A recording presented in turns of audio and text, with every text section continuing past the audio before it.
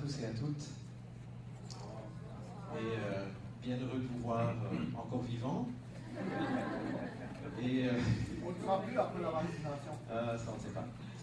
Et en tout cas, moi, je peux vous dire que la bonne nouvelle, c'est que je suis également vivant, comme vous le voyez. Et encore avec la possibilité de parler en public. C'est encore aussi quelque chose dont je ne sais pas combien de temps ce sera garanti. Alors profitez-en tant que vous me voyez, là, parce que il s'en vient des choses je dirais qui m'inquiètent. Et c'est un euphémisme, c'est vraiment très doux comme mot pour dire que je suis très inquiet.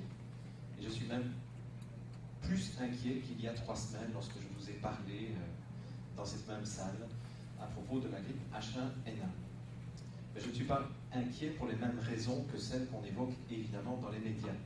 Puisque là, dans les médias, maintenant, on est arrivé à une complète hystérie à propos de cette pandémie dont je ne vois toujours pas la trace et où tout le monde est en train de capoter, tout le monde est en train de courir pour avoir ces vaccins. Moi, je suis très inquiet de ce qui se prépare en coulisses et dont nous avons les premiers signes avec la décision du président Obama il y a quelques jours de déclarer l'état d'urgence sanitaire avec un certain nombre de mesures coercitives qui accompagnent cette déclaration. Alors d'abord, je voudrais savoir qui était là la fois dernière. Oh, pas mal. Donc il y en avait qui n'étaient pas là. Et donc, cette conférence, pour cette conférence d'abord, je vais me présenter très rapidement parce que j'ai énormément d'informations comme la fois dernière à vous donner. Non seulement sur les vaccins, ce qui est le but de la soirée, mais aussi sur, je dirais, une mise à jour de ce qui se passe actuellement au niveau de H1N1. Je ne peux pas passer sous silence l'actualité. C'est pour ça que tous les jours où je donne une conférence avec Cyril, tous les jours nous revisons notre diaporama en fonction de l'actualité. J'étais à Gatineau lundi, à Québec mardi, à Chicoutimi hier, aujourd'hui je suis à Montréal, demain je serai à Joliette.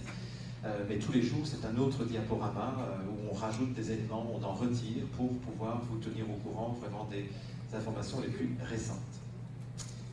Alors, pour ceux qui ne me connaissent pas, qui m'entendent pour la première fois, je voudrais simplement vous dire que moi, je suis très mal à l'aise d'être impliqué dans ce dossier de la grippe H1N1, même si c'est un choix personnel que j'ai fait, parce que ça n'a jamais été mon objectif de vie de dénoncer quelque chose. Mon objectif de vie, depuis plus de 20 ans, au niveau carrière professionnelle, ça fait 20 ans que je me suis consacré à la santé et au processus de guérison. Ça fait 20 ans que j'apprends aux individus à prendre responsabilité de leur propre vie et que je leur apprends à être dans un meilleur équilibre possible au niveau physique, au niveau émotionnel et au niveau de leur vie intérieure. J'ai commencé ma carrière comme spécialiste des jeux de pouvoir interpersonnels et des processus de manipulation, ce qui fait que j'ai appris aux individus à comprendre les jeux de pouvoir, à repérer les jeux de pouvoir et à désamorcer les jeux de pouvoir dont ils pourraient être victimes, entre guillemets. L'objectif de mon travail étant que chaque individu ne soit plus manipulable.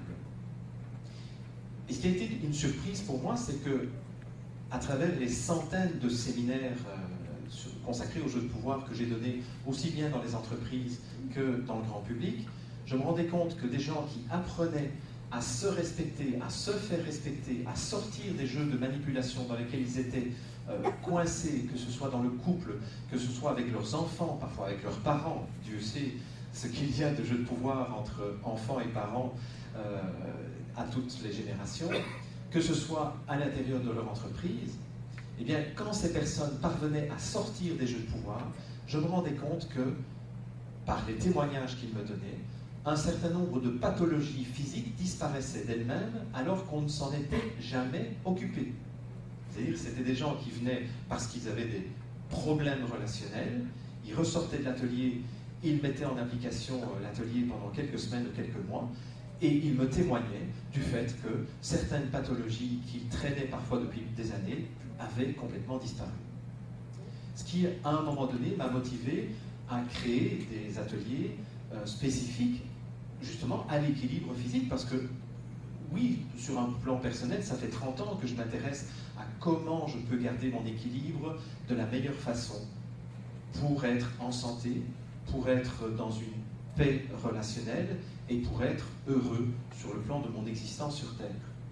D'ailleurs, j'ai résumé 20 ans de démarche de recherche et d'expérimentation dans mon dernier livre qui s'appelle « Prenez soin de vous, n'attendez pas que les autres le fassent ». Alors, si je mentionne le titre, c'est parce que ce titre résume bien ma démarche depuis 20 ans. C'est « Prenez soin de vous, n'attendez pas que quelqu'un le fasse, même pas le gouvernement, même pas Santé Canada ». Parce que nous avons à l'intérieur de nous, normalement, au départ, tout le potentiel pour garder notre équilibre sur le plan physique, émotionnel et spirituel. Quand j'ai entendu le battage médiatique et la folie hystérique des médias démarrer le 25 avril dernier, 25, 26, 27, 28, 29, 30, 1er mai, 2 mai, là, je me suis dit, là, mon intuition m'a dit, il y a quelque chose qui cloche dans cette affaire-là. Et pourtant, il y a eu le même battage médiatique autour de la grippe aviaire. Souvenez-vous, à partir de 98 et surtout 2003-2004, on nous a emmerdés pendant des mois et des mois, chaque fois qu'il y avait un poulet qui toussait de travers. On a tué des millions de volailles, des centaines de millions de volailles. On a vacciné des poulets en Chine de façon absolument gigantesque.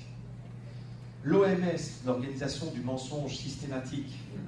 Ou Organisation non, mondiale de la supercherie. Oui, ou l'Organisation mondiale de la supercherie. Vous pouvez rebaptiser l'OMS comme vous voulez, mais l'OMS avait annoncé au début des années 2000 320 millions de morts de la grippe aviaire.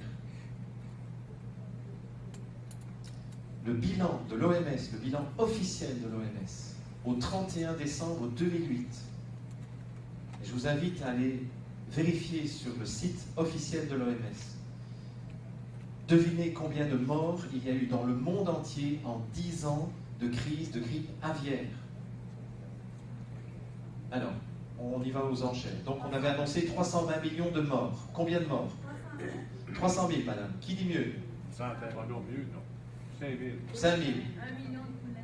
1 million de poulets, oui. Les pauvres, ils n'ont rien fait. 320. 320 248. 248 morts en 10 ans. Ce sont les chiffres officiels de l'OMS. En 76, vous verrez un film tout à l'heure, en 76, il y avait une première alerte à la grippe porcine. Je ne sais pas si vous vous en souvenez. Parce que le problème de l'être humain, c'est qu'il a la mémoire courte. Là aussi, on nous avait annoncé des millions de victimes. Et les seules victimes qu'il y a eu de cette pandémie qui a été localisée aux États-Unis en 1976, les victimes ont été des victimes du vaccin. Et ça, vous verrez un reportage de CBS, parce que de plus en plus de journalistes me reprochent d'être un théoricien du grand complot, d'inventer des trucs que j'ai été chercher sur Internet dans tous les ragots qui circulent sur Internet.